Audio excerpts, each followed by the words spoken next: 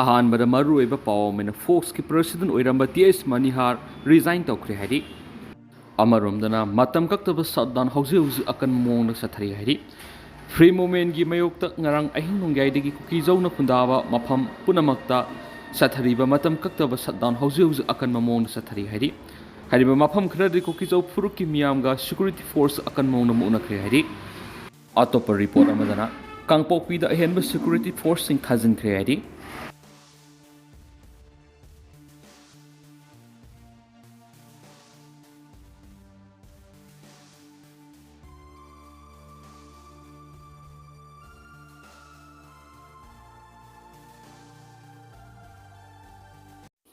Manipur top channel gi mai kai gi marui wi pau sung miam na thamjuri ahanmada kangla pau gi editorial miam na thamjagi lambi satpada ayat apan thokondana ba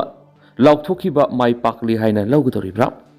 India government Manipur wathoki waroisin karam matamda purakadori bigi haibadu miam da khangan basumi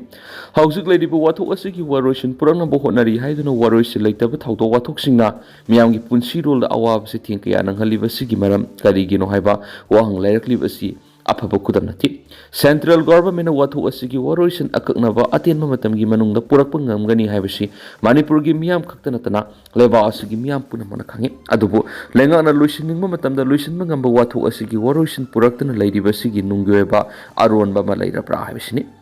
thoklibu wathu asigi horakpamdi sin koki jaunara kotiori singna indo memar ngamkhaida logi wangbada lansilaktuna leba asigi state Manipur da hora lona du khunda laita siliba matung makoi goeba tongwan ba leba ama simna ba landa rakhibani leba asigi mathakta mireba masa singna landa aduna apunbagi saktam thugaina ba war crime sa tharakli ba yekna ba singi mayokta India government military goeba operation sa thabagi muhut wari sanaraga waroisin purakna bo hotnari haiduna political goeba issue ohenna bo hotnari ba sigi maram kari gino haibado central government miyam khangan basumi watho wasi matam sangna waroisin puraktana laidiba makai miyam gi mafumda pokning wakhal laita da bagi iroinana landa rakli bising thengna ba makhal makha kya gi phirep amuhana lawrak pai India government state asigi miyam gi lengak popular government inthuraga PR lengak thamduna thoklibu wathoki waroisin purakna ba khongthang sing lokhalak lairabasu landa rakli bising gi makai degi makhoi gi demand separate administration phangdriba phawa khongpham handokloi haibegi khongpham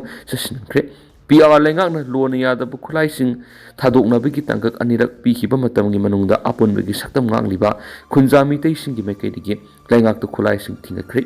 adobu landarak liba sin ko ki jaugi makai degi makhoi gi demand phangdriba phawa khulai thadokloi haibegi phirep lobgi mathakta security force da khut thabagi thabak sing phawa sa tharakpagi wathuk lairi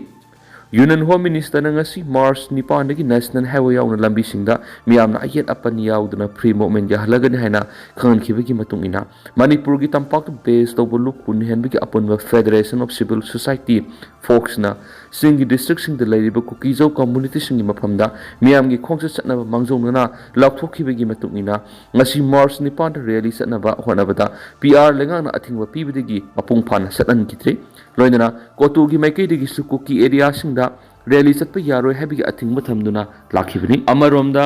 lengana security gi akan section thorang loinana national highway to Imphal Dimapur lambi amasu Chusampur phau pusatna Manipur state road transport ki bus ani airport gi lam thakibada koki singna kangla tongbi khara hendolaga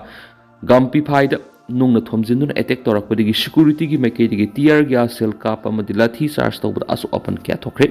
tidim lammi gi sisipur gi torbungda kuki sing athingba pirakhibadigi madugi mayokta tear gas kap tan tankhai thawdok singa loinana bus amasung gari na singba kya mai thokre thawdok sing asidagi khangba ngamlibadi central government miyamna lambi satpada ayat apan thuga loi haikibadu mai pakli haina lawgodra natragana mai thire haina lawgodra haibisini Manipur wathoki waroisin purakpigi akaknaba matam laukthokpa ngamdriba karigino apunbegi saktam ngakliba kunja singdagi khulai laukhatkhre dubo singnarakliba singi khongpham handokpa leitri karamba matamda waroisin purakadoribagi haiba kangla pawgi editorial miyamni special content moina miyamna thamjari Priyas NIT Biology Sangai Pro NTA NIT UG Biology admission hausari Class 10 thakraba mahiroi singi damakta tha marigi foundation course amadi Class 12 thakraba mahiroi singi damakta lakliba NTA NIT UG 2026 ki tha nipan ki target course pizari hairiba class ngasi matik sani experience lairaba faculty singna takpigani akoina pizari ba khudong saba singa du clear basic concepts easy memory tricks regular test series PYQ analysis mock test na singmani loinana matik sani equip oiraba smart classroom facility su pizari March ki tang kun amadi April ki tang ahum digi class asi mathang sina hauzaragani thuna lakpi du mingsan biu akupa modol gi damak Priyas NIT Biology Sangai Pro FCI Rota Lakpiduna Madi Aikogi contact number 7005534385 natraga 7005376151 pau phobiro Makasa Tarapoina Topapong Wamana and Sinkaingan Bibu Ikai Kumna Butkri Ngashi Mars Nipan Malem Ginupi Ginumika Madi Lenana Katok Pagaloina Matam Sana Miam Gidamak Tabak Togdun Laklaba Kaino Tongkadagi Namairakum Sinkaingan Bisi Humfugani to Apopole Kidrabe and Samuda Wakalon Manab Apun Wama Kanglay Pakna Memento Langan Pidun Ikai Kumna Butkri Lubasina Tadorok Pasulaman High Wakalon Manaba Apun Wama Kanglay Pakna left and a Pangtuna Lakpa Malem Ginupi Ginumit International Women's Day Handak Sayu Bisnupura District Manungsanba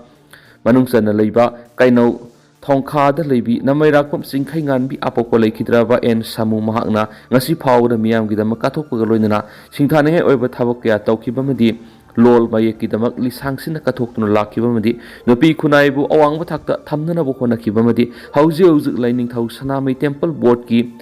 Ningol Loishangi Sanglakpi Oiduna Nopi Kayabu Apova Asumbalambi Kiada Puduna Tauna Hapliba Sinkaingan Bibu Waman Ngasipung Mapantaba Matana Maki Poknapam Kaino Tongkada Satuna Taubimal Kangbu Utpoina Memento Lengyan Selpidun Ikaikum Nabu Utpegi Thoram Ama Pangtoki Kongsida Sida Wamagi Poktak Loi Oiri Bahanagi Kosimgi Chairman Dr. Hamom Naba Wamagi President Moirang Tim Naukamba Sana Meiki Ongi Sanglakpa Mayang Lambam Ipu yauna Wamagi Thomi Kya Sarugyaki Loinana Mapamdugi Maira Paibi Imai Ben Kya Sarugyaduna Pangtokiba Asamba Thoramaduda Dr. Hamam Navana Kibada Malem Goini International Women's Day si English Magasamapan Ufumdraga Manga Duwaidigi Paksana Pangtopa Honarabasu Manipur Goina Dingalingi Matamdigi Lamdam Sigi Nupising Buwang Patakta Ikaikum Nabu Utuna Lakreki Loinana Sinkaingan Binangasi Wamana Sakangbiduna Malemgi Nupi Numidashita Ikaikum Nabu Utpiba si Hainingai Latana Harawa Nungai Pawi Wamana Tauru Tabakta Mai Pakpo Evu Hainasu Fongdoki